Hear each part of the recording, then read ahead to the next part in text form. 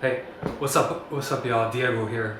Quick introduction about myself. I was one of only 100 people in the entire world to get a perfect score on my LSAT. I got admission into Harvard and Stanford Law School.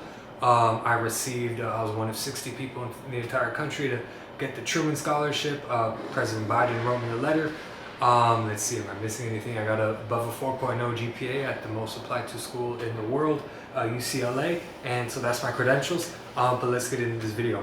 Okay, all right. So this video, I'm gonna be going over the exact very first, beginner steps to start studying for the LSAT. So a lot of people, say, I want to go to law school. I know I need to start studying for the LSAT, but I don't know exactly how to get started. So in this video, I made a document and I'm going to be walking through step by step. What are the first, what's like the very first thing you need to do and the first few resources you need to have in order to even get started. So, all right, we're going to be going through that today. So here, as you can see on the screen, LSAT beginner steps to get started. So, I'll put this a document, the link to this document in the chat, so you guys can all view it and use the links. So the first step is to create an LSAC account. So here we can go on this lsac.org. You go here, you click sign in, you click here, and then you would make an account here.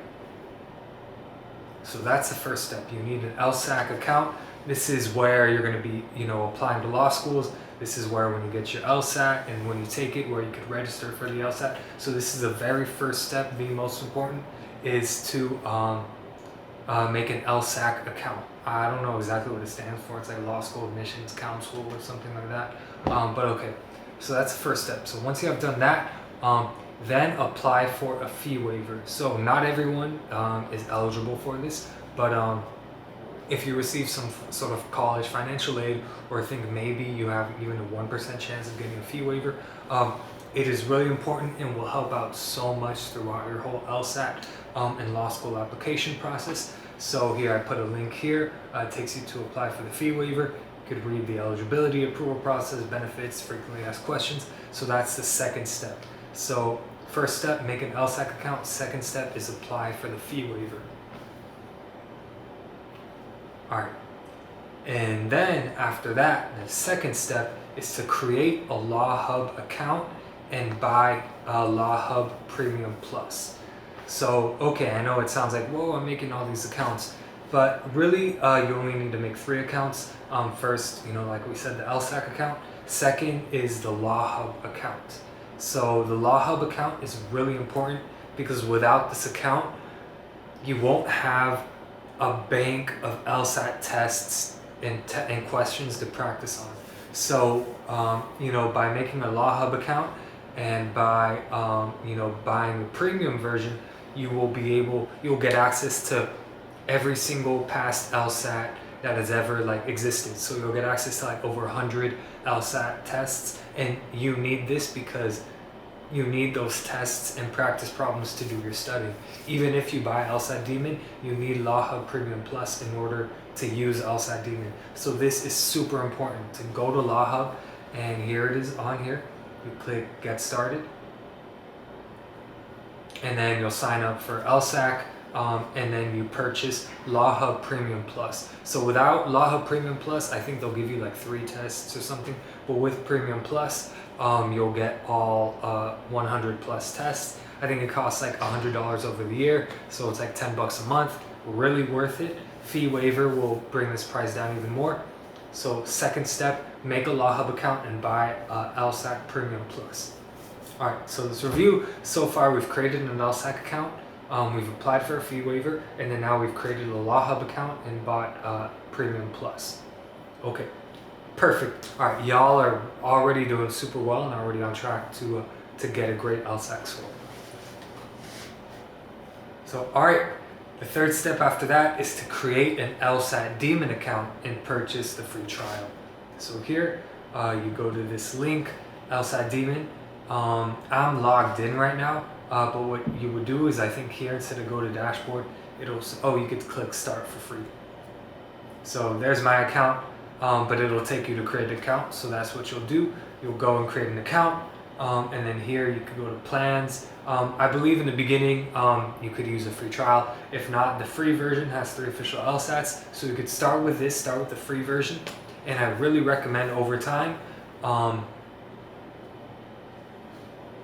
move up to basic or premium. Again, if you have the fee waiver, you get a discount.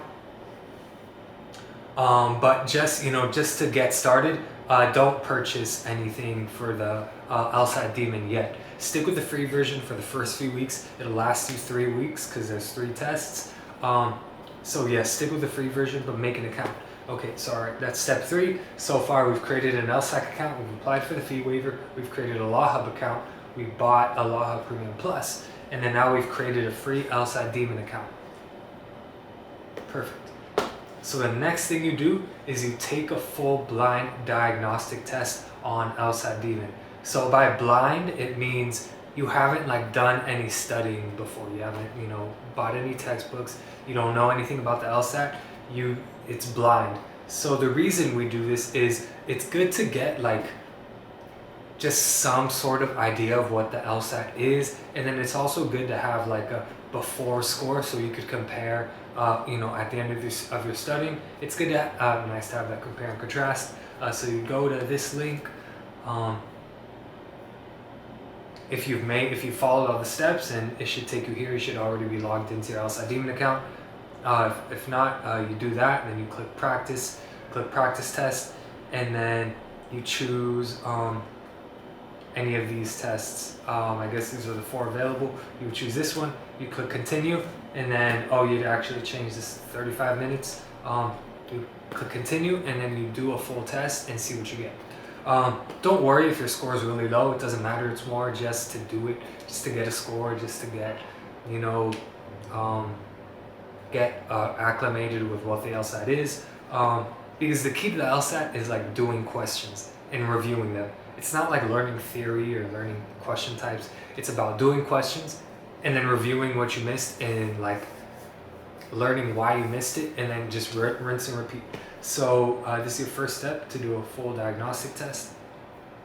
And then once you have all these steps done, then you could start with my 1-hour LSAT study schedule, which I've linked here.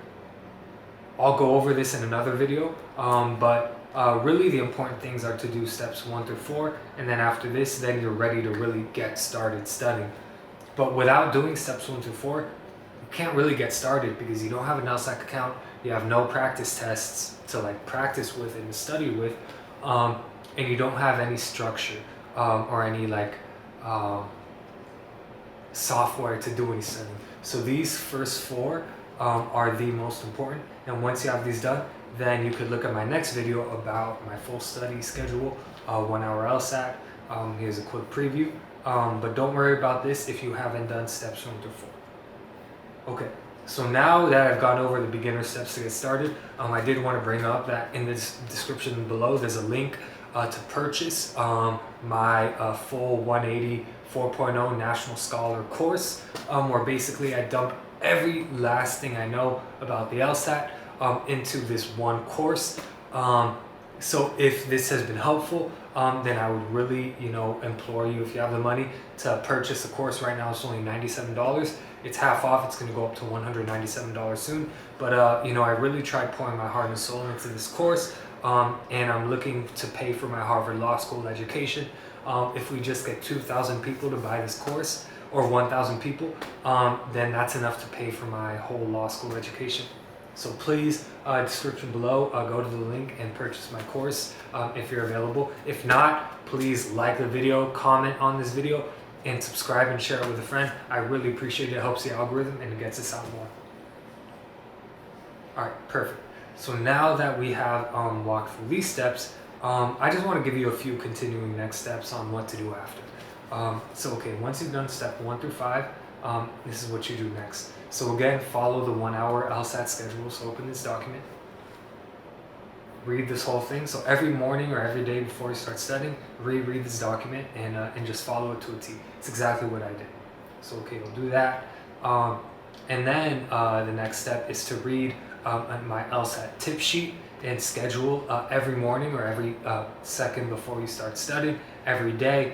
So here's the 1 hour LSAT we just showed, and then here's a Google Doc of my full LSAT tip sheet. So it gives overall tips for the test, on overall, for the whole test, and for LR in particular,